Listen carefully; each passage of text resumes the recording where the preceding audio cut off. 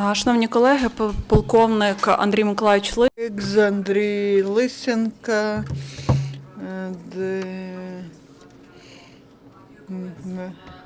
and last for today's speaker, the Colonel Andriy Lysenko, on the latest update from the ATO zone. Андрій Миколаївич, прошу вас до слова. The floor is yours.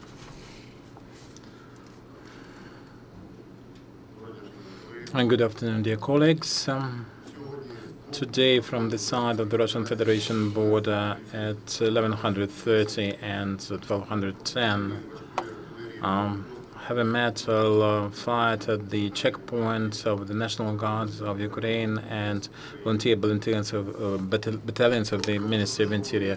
The checkpoint is situated not far from Telemanova town, Donetsk Oblast, in the recreation area of the Azov Sea, seaboard of Ukraine, and 5 kilometers away from Russia, 100 kilometers away from the active combat area. Every hour, the checkpoint is passed by cars with women and children.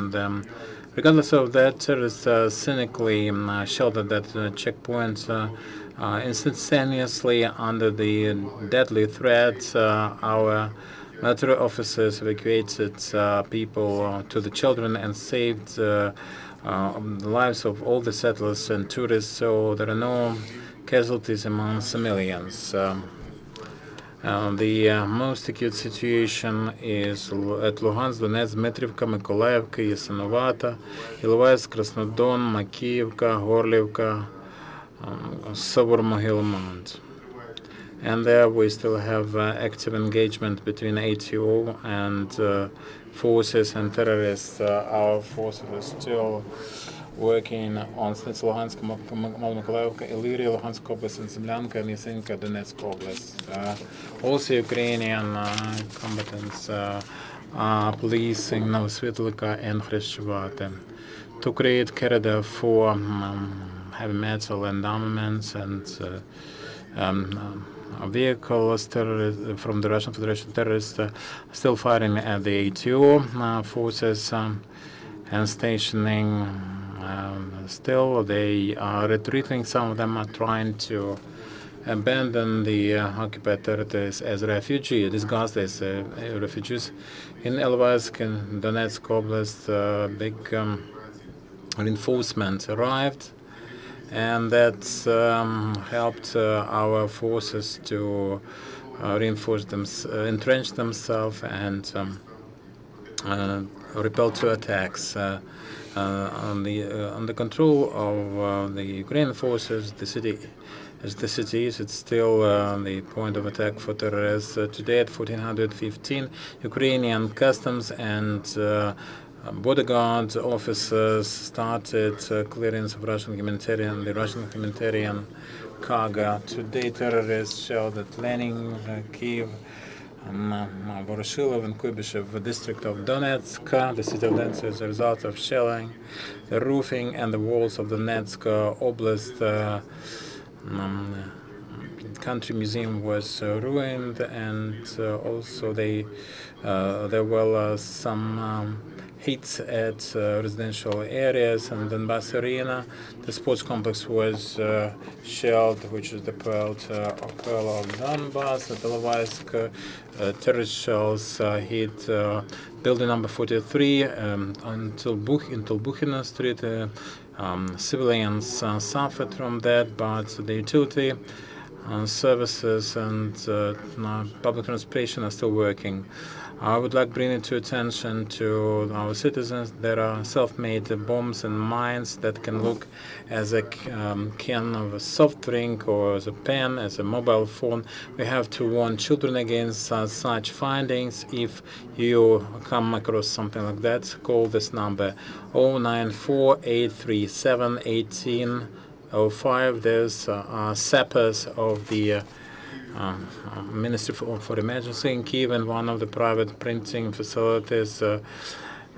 Circulation of extremist posters seized to wage the war against the Ukrainian state, and have a coup in Ukraine. These newspapers called Working Class, and SBU identified the agency that ordered this anti-Ukrainian product, and we have now criminal investigation under Article 109, Clause 2, public instigation to forceful change of the constitutional order. By the end of this week, 30 rescue service, search and rescue service officers will restore the automobile bridge Tomashevsky now. Experts are laying new blocks. They're reinforcing the belt of the fencing, and they painted the bridge, 50 meters of the bridge, into the Ukrainian colors. Pyrotechnical service examined the bridge. The length is 94 meters and the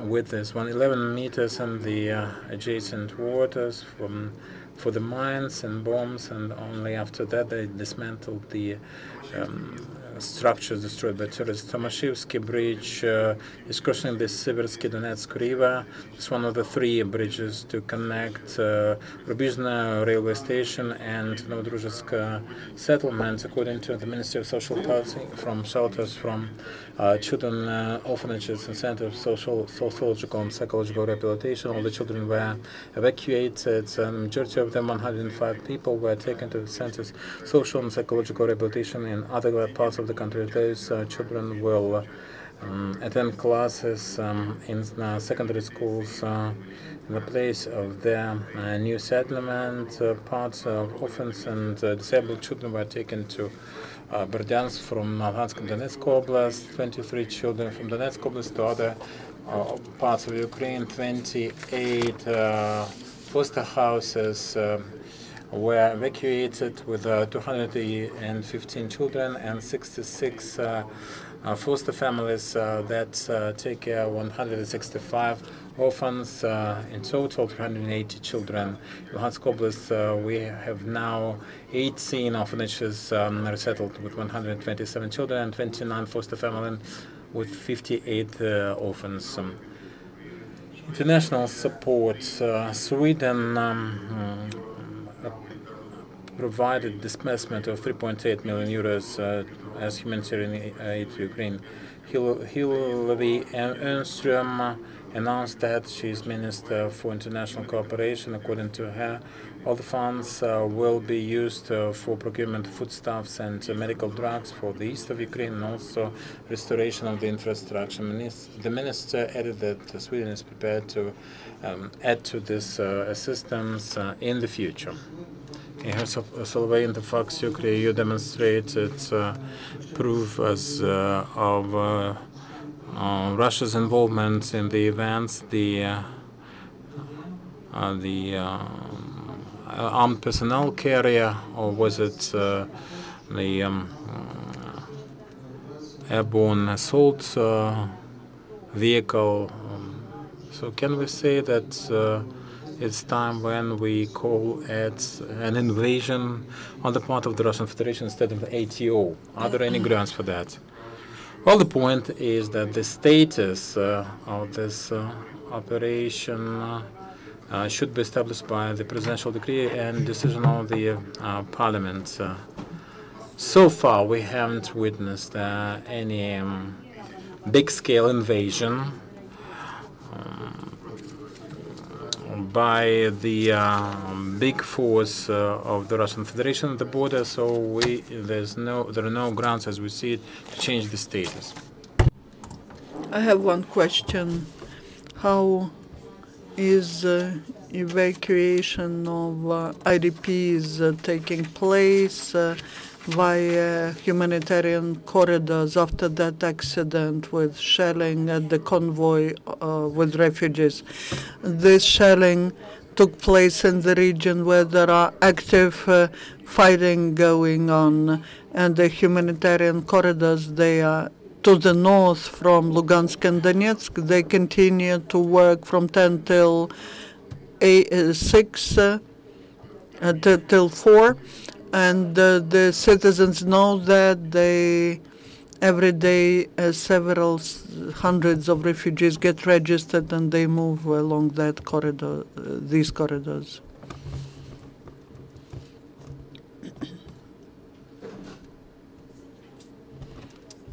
And the question is, can you hear? You are narrowing this ring, so to say. Can we talk about at least approximately the time so that at least some small part of the territory is cleaned from the terrorists? Are the borders really closed for crossing by people? This will end, that's definite. But in the places where the terrorists are, there's the concentration of them, both the personnel and the military equipment. We see how their defense is getting weaker because we are cutting the ways for supply of personnel and the equipment, even though there are some facts when the terrorists somehow in small groups get such assistance. But this will not last long, and we are now working mostly on liberating those areas where the terrorists are concentrated with the equipment that they received before. My question is on Novoselivka and Hryshchyvata. For the second time, they are shooting at the peaceful citizens who are leaving these areas. Is there any other way to leave these settlements? There are other roads, but in the same section, on the same road, the family was killed. They were trying to escape by that road. Unfortunately, they failed. Other people leave this area differently. We cannot recommend anyone to use this section of the road because active fighting is going on. There's both offensive and defensive operations going on. Can you show that? Can you point?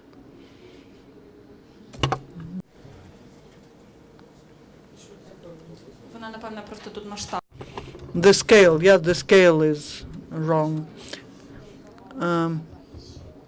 One more question. Donbas Battalion says that more people came to support them to Ilovaisk with the equipment. Can you confirm that? I have just mentioned that. Sorry. Yeah, they received some support. I cannot tell you in detail. The president of Ukraine in Mykolaiv today mentioned that he has an intention in Minsk to negotiate about peace. Will the plans of conducting ATO be changed during the negotiations in Minsk? Will there be a ceasefire? We hope that during the meeting in Minsk, the agreement will be reached, and the peaceful plan is still on the agenda. If the terrorists agree to this plan, then even before that meeting, we will finish up with the war. Could you please tell, there's information that humanitarian aid from Russia crossed Ukrainian border. Any comments? At 2:15, they started to do the customs clearance of the representatives of the Red Cross will define themselves how this assistance will be coming to Ukraine. We know that the next point will be that Donetsk Rostov Oblast and is the place from where it goes, and then it will go close to Lugansk, and then it will be accumulated. Then the Red Cross will be distributing it all over the region. Unless you have no more questions, I would like to thank Mr. Lysenko. The information from ATO zone tomorrow will be at 12:30.